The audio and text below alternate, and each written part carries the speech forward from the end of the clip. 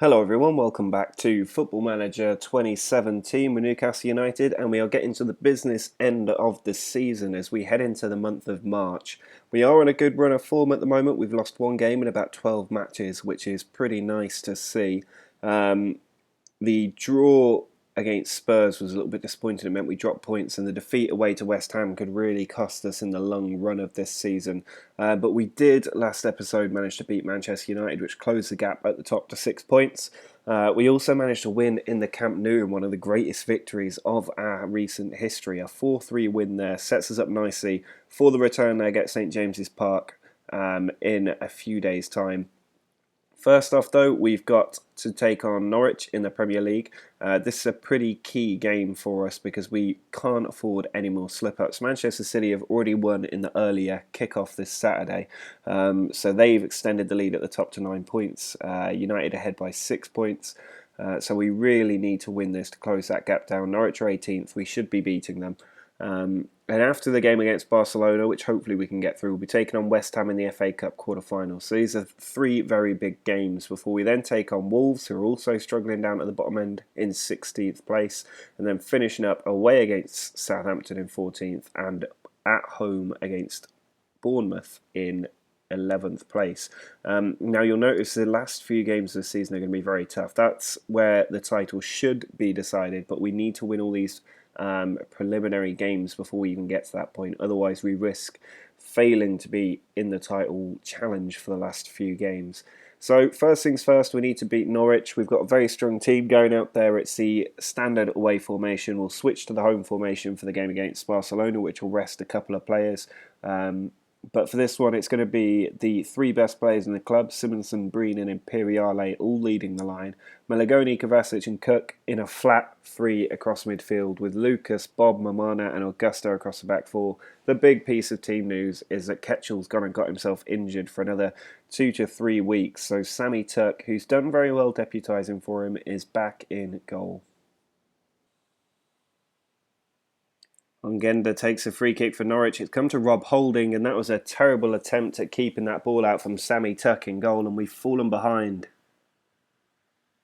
We need a reaction from the team. Hopefully Cook can launch one. He has found Simonsen. Now Gareth Breen. We should have numbers forward, really.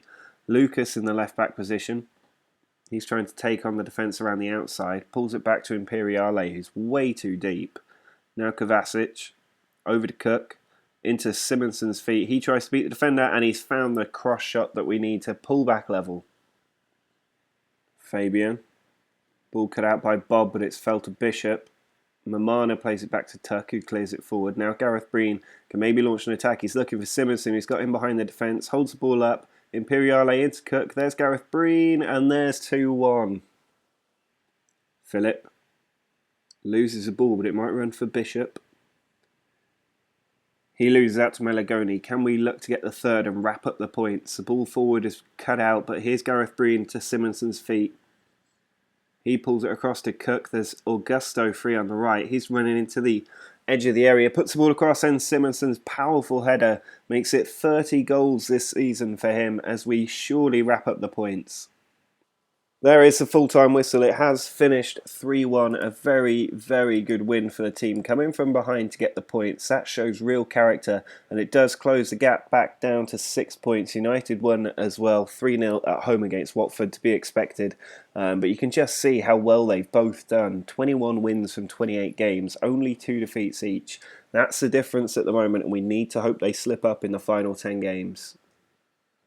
Well, it's time for one of the biggest matches in our club history as we look to turn our advantage from the Nou Cap into a Champions League quarter-final place. That would put us in the top 8 teams in Europe, at least in terms of this competition's value. So we need to make sure we turn this advantage over and get a good draw in the next round. We're putting a strong team out there. Barcelona need to win by 2 clear goals to go through unless it becomes a very high scoring match. We won 4-3 in the first leg away from home, so it's going to be difficult for them to get 4 goals. We are playing the home formation given we are at home, and also it's a more defensive formation with Cook dropped into defensive midfield. Kovacic and Imperiale are going to play ahead of him with Paolo Roberto on the left wing, Gareth Breen on the right wing and Simonsen up top. We're also going to have Lucas, Bob, Mamana and Augusto across the back four, but Sammy Tuck is still in goal, and that's a big worry. Keita loses the ball to Kovacic. Now Imperiale plays it over. Paulo Roberto's got onto it. He can pull it across, and it's come for Gareth Breen, and we've scored. It's 1-0, which means that Barcelona now need 3 goals if they're going to go through. Lucas finds Paulo Roberto. He's managed to hang on to the ball, and he's found Imperiale, who fires an absolute rocket into the bottom corner. Kovacic dinks the ball in, looking for Mamana. It is cleared away by Amanza. Simonsen, forward to Cook. Now Paulo Roberto into Imperiale, and he's put it over the bar. Lewis Cook, cross to Kovacic. He finds Imperiale, ball switched out to Lucas with an ocean of space. He puts it in, and Simonsen with the header makes it 3. Well, this is easily going to go down as another famous European night for us. 3-0 in front of the St James's Park faithful, the Toon Army. We've absolutely crushed Barcelona. 7-3 on aggregate. Victories at home and away mean that we've managed to make it through to the quarterfinals of the Champions League, and we can be confident about beating just about anyone from here. After qualifying for the Champions League quarterfinals, we now have to take on West Ham in the FA Cup quarterfinals. There's only one other big team left in this competition, and that's Man City. They squeaked through on penalties against Bournemouth. Arsenal were knocked out by Stoke, and I think the other team was Swansea who got through. So there's a good chance we can make the final if we beat West Ham. But we are away from home, and they are a team that we really struggle to beat. We're going with the aggressive away formation with Simonsen, Breen and Imperiale all up top. Samper is joining Malagoni and Cook in midfield for this one, with Little, Paulo Roberto, or Bob as we call him, Mamana and Augusto in the back four. Sammy Tuck is preferred to Ketchel, who's back on the bench but not match fit, so I'm going to leave Tuck in goal after a clean sheet against Barcelona. Koric with a corner, cleared away. There's Gnabry, he clears it back out wide to Koric. Ball in, and Taissier at the near post has scored for West Ham. Koric plays it short to Gnabry. On to Tutan, and his shot goes easily past Sammy Tuck in goal. Cook. Over to Samper. Ball switched out wide to Augusto. He sends it back across to Samper, who loses the ball to Pambani. Joel Campbell back to Slight. We are at risk if we concede a third goal here. This tie really is all over for us. Tutan. Forward to Taissier. He gives it away to Augusto. Can we counter-attack? It's Simonsen. Forward to Imperiale. We've got Gareth Breen making a run on the left. Ball cut inside. Cook through. Simonsen in. And there's the goal back. And it gives us a good chance of getting back into this match. Koric sends the ball in, and Taissier from half a yard out is never going to miss that. That's an instant reply from West Ham. Tutan into Taissier. Now Pambani to Koric, onto Gnabry. Good tackle. Malagoni can get it away. But Rankin Costello's got there ahead of our own player. Joel Campbell. Pambani, he's found Slight with way too much room. He's going to whip it in, and Bob gets it away. Slight back in, and Gnabry hammers it in for 4-1. And our FA Cup dreams are over for another year. Paulo Roberto back to Augusto. He sends the ball in, and Werner can clear it. And Joel Campbell might have the legs on our own players here. Mamana does get across. Sends the ball back to Sammy Tuck. He's found Sergi Samper, who just gives the ball to Pambani, and Sergi Samper needs to get the hell out of my club on this evidence. Sobral, back to Zivkovic. Now Samper. Doesn't mess up this time. Sobral loses the ball to Højbjerg. Here's Zivkovic to Sobral again. Now Lewis Cook beats the one defender and drills it into that bottom corner, and Lewis Cook has been an absolute machine this season. Zivkovic running at the defence, goes for goal, and Zivkovic has found the top corner, and with 20 odd minutes left, with only 4-3 down. Augusto to Zivkovic. Is there some FA Cup magic left in this tie? Augusto sends the ball in, nearly fell for Zivkovic. He sends it in again, and Lionel Messi's shot is charged down. into the last seconds of this game. Sergi Samper goes for goal, puts it wide. That'll be the full-time whistle. It was just a step too far for us in this game. Yet again, we lose away from home against West Ham, which is so disappointing to see. And it means we're out of the FA Cup. It's surely Manchester City's competition from here. And it's just a real disappointment because I love the FA Cup and I'd love to see us win it. Yet again, we have won it a few times in the past. We've won it twice already while I've been manager. We've made the final 3 times. That's not a bad record, but I would like to keep winning it. But it does free up the fixture list a little bit and we can focus on the league in the next few games. Well, every league match is a cup final right now. We have to win the last 10 games of this season. Otherwise, there's no chance we're going to close that 6-point gap at the top without a couple of spectacular collapses from the Manchester clubs, which I just do not see coming. We are at home against Wolves, a team we should be beating quite comfortably. I'm hoping the team can bounce back from that defeat. Disappointing defeat against West Ham with a much better performance. We are back on the home formation, which has served us well recently. Simonsen is leading the line as usual with Paolo Roberto and Gareth Breen alongside him. Then there's Melagoni, Imperiale and Cook in the middle. Linord partners Bob, Mamana and Augusto, and Ketchel is finally back in goal ahead of Sammy Tuck. Melagoni sends the ball out wide. Paolo Roberto's gone onto it. He's in on goal and he's found the bottom corner. He has been an excellent player for us this season. Simonson's free kick. He plays it short to Paolo Roberto. There's Linor. His ball cut out. Ball cleared to absolutely nobody in particular. Now Augusto can cut inside. He's got Simonsen in the middle. Back to Imperiale. He finds Melagoni with a bit of space. Out to Linord. Ball volleyed in on a cross. It's come for Imperiale again, who finds Augusto, who hammers it into the bottom corner. Berisha coming at us on a rare Wolves attack. Augusto takes the ball from him so easily, and Sobral finds Breen in behind. He can whip the ball across, and Paolo Roberto's at the far post to make it 3-0. There's a full-time whistle. It's as routine a win as you can possibly get in the really difficult period of the season. Wolves really struggling this season just outside of the relegation zone, and that win does at least temporarily cut the gap to just 3 points.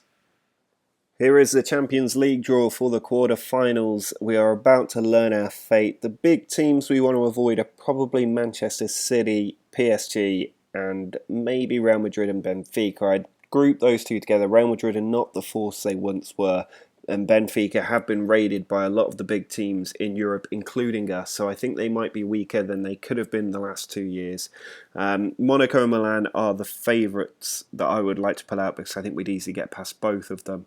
But let's see who comes out. Real Madrid and Newcastle. After taking out Barcelona, we're now going to have to go and take out Real Madrid. That is going to be tough.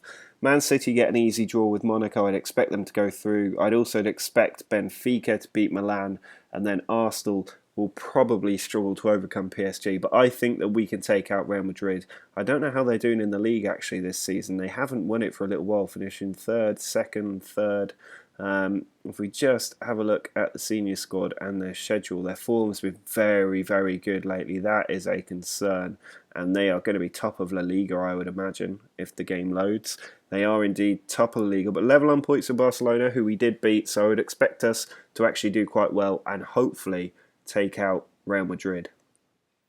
Well, unfortunately for us, Manchester United did beat Arsenal in the early kickoff today, so that gap is back up to possibly 9 points. We have played a game extra than them, so at the moment it's only 6 points, and we can close it back down to 3 if we can beat Southampton at St Mary's. That's going to be quite tough, but we do have a strong team going out there, even if they are a little tired.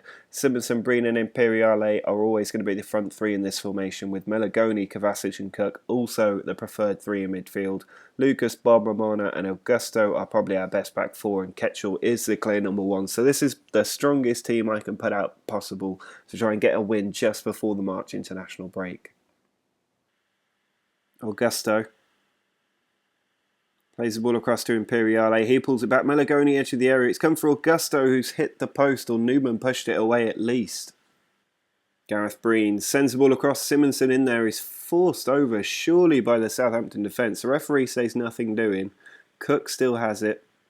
Melagoni Finds Imperiale. Augusto in a good position. Dinks it in. Gareth Breen gets there ahead of the goalkeeper, and it doesn't matter that we didn't get the penalty because Breen has nodded it into the back of the net. Oh, Mina's gone two-footed through the back of Imperiale, and he's been given a straight red card. That will hopefully make our last 10 minutes a bit more plain sailing. We're into the very last minute of normal time. There's 2 minutes of added time as Augusto brings the ball forward against 10 men. Leroy Sané making his return from a lung injury layout. Augusto skips the tackle, sends the ball in, but Chambers, our former player, clears it out. Here's Linor. He sends it into Imperiale. Now Cook. He can strike it, and he does, straight into the top corner. That's the 3 points guaranteed. There's a full-time whistle. It's another brilliant away victory for our team in the league that closes that gap on United. Yes, yet again, we're 3 points behind them. Level on points with City now, but they do still have 2 games in hand. Arsenal nowhere near us, and we're 22 points clear of 5th place. That is how competitive this title race is. It's such a big gap to the rest of the league. It's going to be a very exciting run-in. Well, the final match of this episode is at home against Bournemouth, and the big news is that we've lost Morten Simonsen on international duty. He is now injured, I don't think for much longer, only about a week, so he should be back in time for the next match. Felipe Augusto is also suspended, which means that it's a bit of a makeshift look to the team. Leroy Sané gets his first start since a lung injury layoff. He's going to start on the right wing, but he might not see out the game. Paulo Roberto's on the left wing, and Breen is up front.